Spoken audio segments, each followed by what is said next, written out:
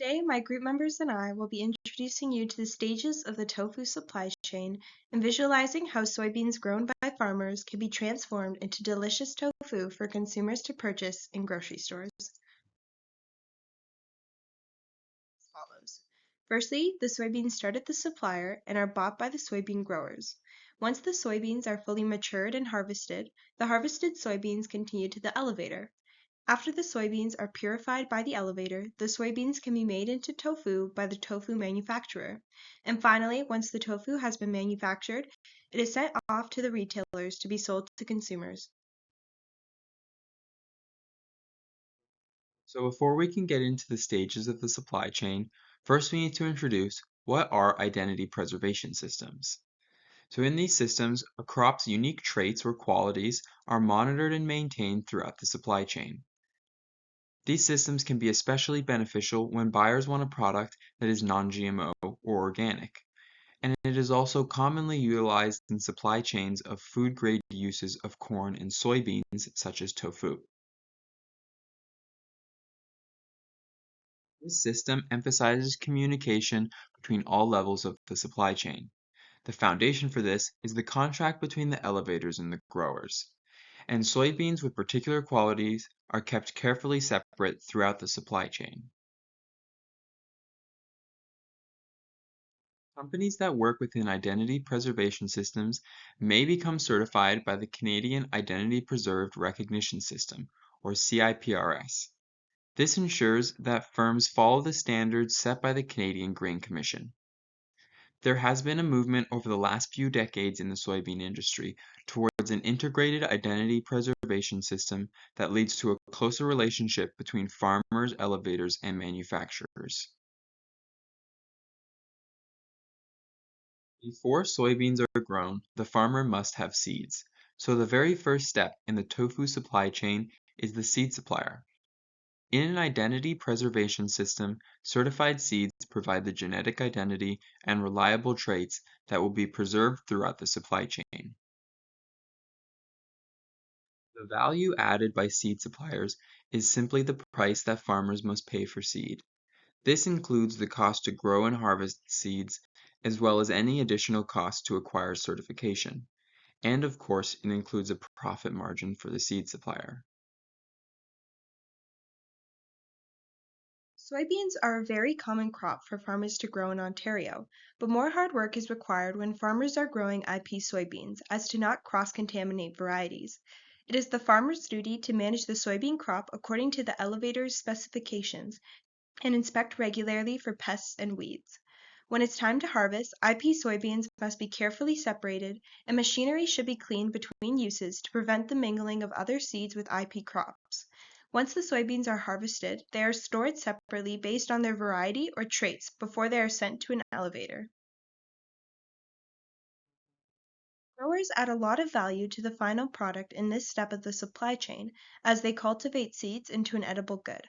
The amount of value added is reflected by the price of the soybeans that elevators pay to the farmers. The value added accounts for costs to the farmers, such as the cost of seeds and inputs, such as fertilizer and pesticide, the cost of machinery owned or rented, fuel, and labor. And this amount also includes the farmer's profit. Once the IP soybeans are transported from the farm to the elevator, the soybeans are cleaned and stored based on their variety or specific traits. The elevator service will also test samples of IP soybeans for quality and purity to ensure that the soybeans are uniform in their traits and appearance. CIPRS certified elevator companies are contracted by manufacturers to deliver soybeans with defined attributes, such as high protein, sugar, or isoflavin content. This is so manufacturers can appeal to consumers who are in search of products with these defined attributes. In the case of IP soybeans, elevator companies document all their practices in the CIPRS Quality Management System, which is audited annually by a trained and accredited third-party auditor. The third-party auditor ensures that the CIPRS standards are being met while minimizing incremental costs that come along with becoming certified whenever possible. Audits are conducted annually by identifying risks the elevator service may face or is currently facing, evaluating company policy, and by assessing the company's finances. The certified third-party auditors are recommended by the Canadian Seed Institute and accredited by the Canadian Grain Commission. A certificate of recognition is awarded to companies that have successfully undergone an audit. A substantial amount of value is added to the final product by the elevator service, as they not only purify and quality check the soybeans, but they also provide adequate storage for large amounts of soybeans before they are sent to a manufacturer. The value added is represented by the amount paid by the processor or manufacturer to the elevator for the soybeans. This price includes the cost of the raw soybeans that the elevator purchased from the farmers, the cost of cleaning and performing purity and quality testing, the cost of storage, which can additionally be considered as a value of time, the cost of maintaining identity preservation efforts, the cost of owning and operating the elevator service, and of course, in this price includes the elevator's profit. Transportation is an important part of the supply chain and is required between every stage of the process, and often within those stages as well. It is important in an identity preservation system to ensure that soybean varieties are kept carefully separate during transportation, and containers are thoroughly cleaned to ensure that no cross-contamination can occur.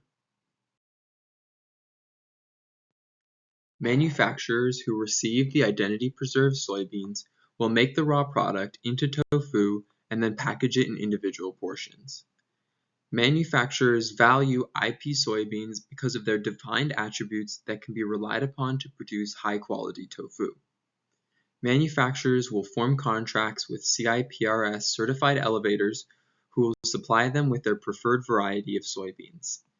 Specialized machinery, labor, packaging materials, and a great deal of time make this a very capital-intensive process, and these steps culminate to add a great deal of the total value added to the final product.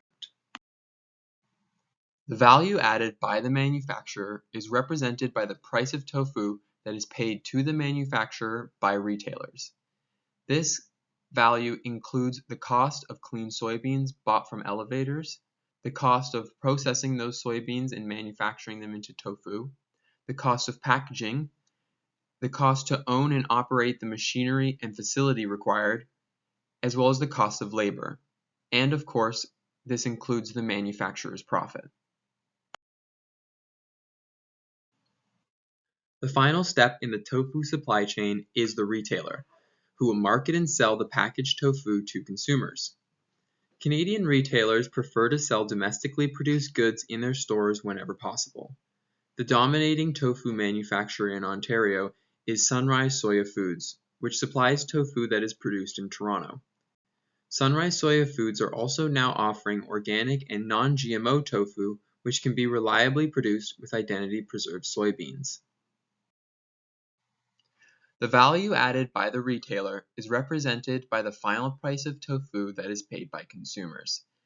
This includes the cost of bulk tofu bought from the manufacturer, the cost of owning and operating the store, the cost of refrigeration and anything else required to keep the tofu before sale, the cost of labor, as well as the retailer's profit margin.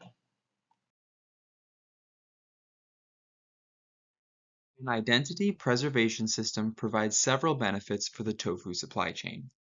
Manufacturers can be confident in the crop varieties that they are using. Specific varieties can be used for specific end products, and it can be more reliably certified that products are non-GMO or organic. Also, exporters are able to eliminate some testing required for international markets. The main disadvantage of this system is that it adds costs to almost every level of the supply chain, as the IP soybeans must be kept separate and tested, certification may be required, and equipment must be regularly and thoroughly sanitized. Demand has increased over the last few decades for identity preservation systems, especially for food-grade usage such as soybeans for tofu or corn for tortilla chips. This is largely due to several factors. Firstly, a general increase in the prevalence of genetically modified crops as well as their negative public perception.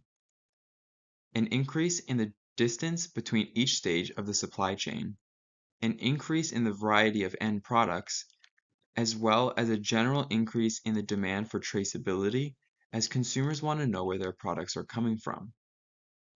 In the future, demand for identity preserved crops will increase as the variety of end products continues to increase. Thank you all for watching.